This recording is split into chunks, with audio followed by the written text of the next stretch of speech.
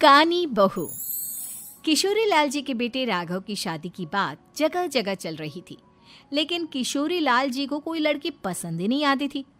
और उसकी एक ही वजह थी, किशोरी लाल जी का लालची होना।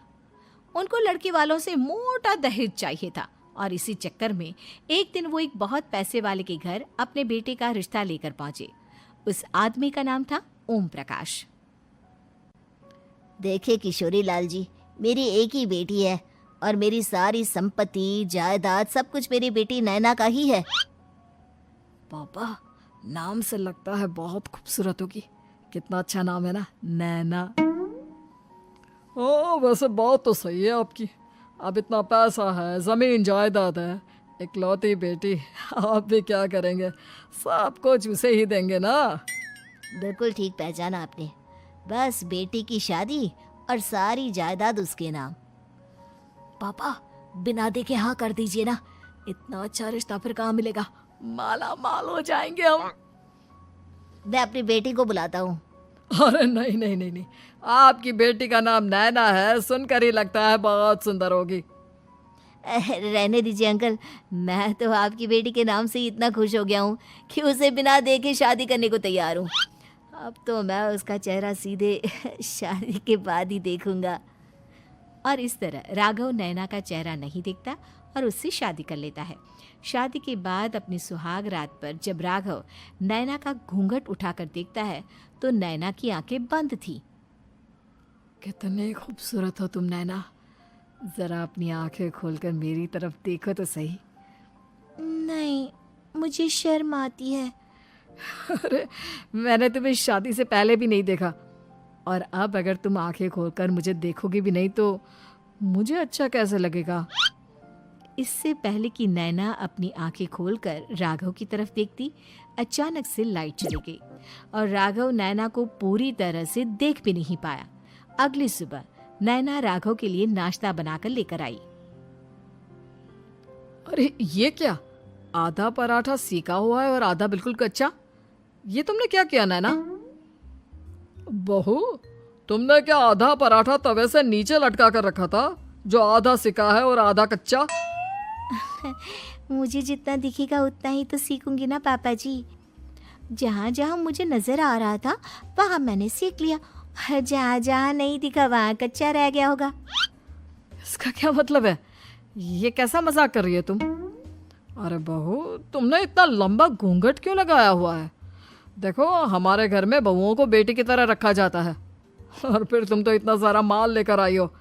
देखो, ये घूंघट डालकर रखने की कोई ज़रूरत नहीं है। हाँ नैना, पापा जी ठीक कह रहे हैं, तुम तो आराम से रहो, अपना ही घर समझो। नैना अचानक से अपना घूंघट उठा लेती है।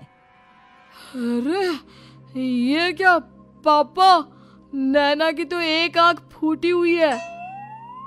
नाम से नैना, लेकिन ये तो कानी बहू निकली। मेरे साथ धोखा हुआ है, धोखा। बिना दिखाए अपनी कानी लड़की मेरे संग ब्याह दी।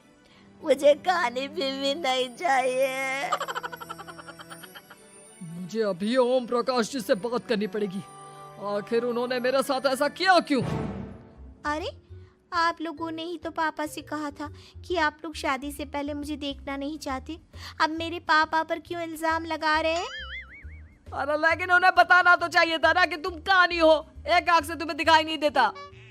किशोरी लाल और राघव नाराज होकर ओम प्रकाश को अपने घर बुलाते हैं। पापा जी, ये आपने क्या किया? शादी से पहले बताया क्यों नहीं कि नैना की आंखों में परेशानी है? अरे, आप ही ने तो लड़की देखने से मना कर दिया था। और लेकिन आप बता तो सकते थे। आपको तो हमारी बेटी की प्रॉपर्टी चाहिए थी, वो भी पूरी की पूरी। अब क्या हुआ अगर उसे आधा दिखाई देता है? प्रॉपर्टी तो आपको पूरी मिल गई ना। अरे ये क्या बात हुई? मेरी शादी प्रॉपर्टी से नहीं, आपकी बेटी से हुई है। अब ये तो पहले सोचना चाहिए था, तब तो मेरी प्रॉपर्टी देखकर तुम्हारी जुबान लप लपा रही थी। लेकिन मैं कानी लड़की को अपनी बीवी बनाकर नहीं रख सकता। पापा, कुछ करिए ना आप। हाँ, करता हूँ। देखिए ओम प्रकाश जी, आप हमारे साथ ऐसा नहीं कर सकते। और तुम देखो, अगर तुमने मेरी बेटी से शादी तोड़ी ना, तो जो भी प्रॉपर्टी मैंने तुम्हें दी है वो तो पूरी की पूरी वापस ले ही लूँगा, और आधी प्रॉपर्टी तुम्हारी भी लूँगा। अरे मेरी आधी प्रॉपर्टी भला क्यों लेंगे आप? इसलिए क्योंकि मेरी बेटी को आधा नजर आता है और उसकी नज़र अभी तक तुम्हारी आधी जायदाद पर ही पड़ी है। अब तुम उसे घर से निकालोगे तो कुछ तो लेकर जाएगी ना। और अगर हम आपकी बेटी को अपने घर की बहू बना कर रखे तो? तो तुम्हारी पूरी प्रॉपर्टी तुम्हारी ही रहेगी, और जो मैंने तुम्हें दिया है ना, उसमें से बस मैं आधा लेकर जाऊंगा। अरे लेकिन अब आप अपनी दी हुई प्रॉपर्टी में से आधी वापस क्यों लेकर जाएंगे? अगर मैं आपकी बेटी को अपनी पत्नी बनाकर रखने को तैयार हूं तो? इसलिए ताकि भविष्य में अगर तुम मेरी बेटी को धोखा दो तो उसके पास कुछ तो रहे जो पति का हो। वैसे मेरे पास तो बहुत कुछ है, लेकिन अपने पति की कोई निशानी तो उसके पास होनी चाहिए ना। अब अगर तुमने मेरी बेटी को कानी कहा तो तुम्हें प्रॉपर्टी भी कानी ही मिलेगी, पूरी नहीं। जमाए राजा। किशोरी लाल और राघव समझ चुके थे कि वो बुरी तरह फंस चुके हैं और अब उनके पास वहां से निकलने का कोई चारा नहीं है। अब समझ में आया ना, लालच बुरी बला होती है।